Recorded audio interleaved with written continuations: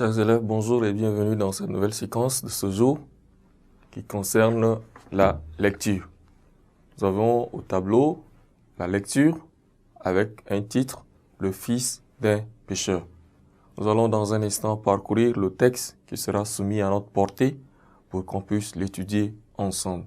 Je ferai la lecture magistrale pour qu'on puisse comprendre comment on pourrait lire un texte et en même temps, je vous demande de prêter votre attention sur la lecture qui sera faite d'un mois à l'autre.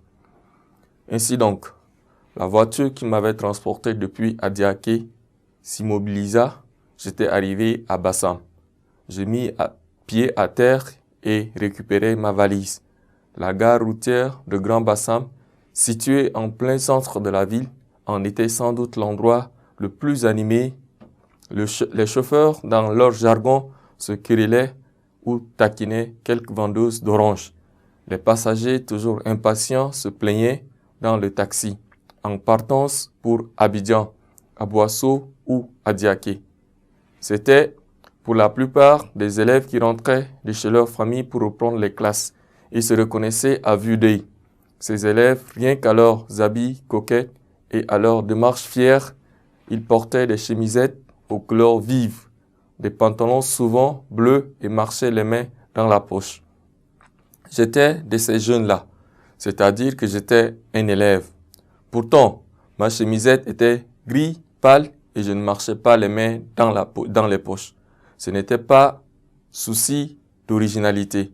Je me distinguais par mes vêtements et mes manières discrètes. La simplicité était un attribut de mon caractère et peut-être venait-elle de mes origines modestes. J'étais le premier fils d'un pêcheur du village d'Akounoukbé. Après, moi, ma mère avait donné une fille et un autre garçonnet à mon père. Quand j'en eus l'âge, on m'inscrivit à l'école française et je me mis à travailler ardemment, peut-être parce que cela m'amusait. Je perdis mon père quelques jours avant de passer mes 2 premiers examens scolaires. Cette mort me peina beaucoup, mais je passai avec succès le certificat d'études primaires et je fus reçu à l'entrée en 6e premier du centre d'Adiaké. Malgré notre pauvreté, ma mère décida de me laisser entrer au collège.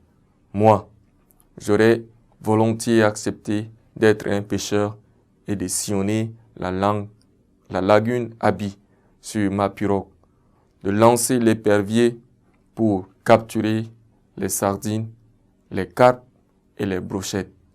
J'étais donc entré au collège moderne de Grand Bassam.